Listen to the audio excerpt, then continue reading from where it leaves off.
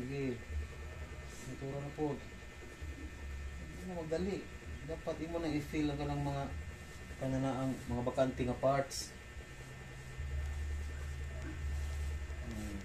Kung magpintura, i-hold imong breath. Utong ba?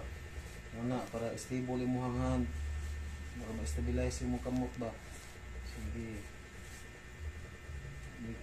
Tuslo sa brush, hinay lang. Dapat make sure na inig-brush nimo. Kaya good na. Magkampat ha. Ikot ng part sa brush, napapintura, pahid.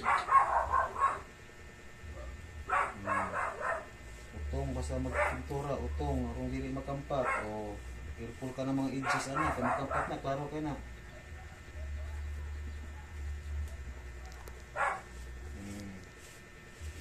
Okay. Kung mag-isog ka, iyan na, imong gamot, ipatay ka yung gamot, ano. Ay na tayo iduot ang styro. Ayaw iduot ang styro kaya mabalik.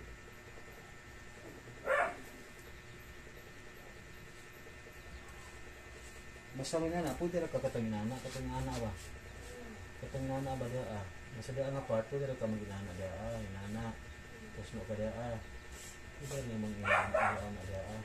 Pero hindi ka magliso ng pwede, hindi ba?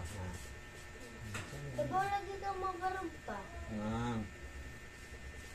Oh, careful ha. Kaya ma-mistake ana. Dako kayo na damage. Final na ba na?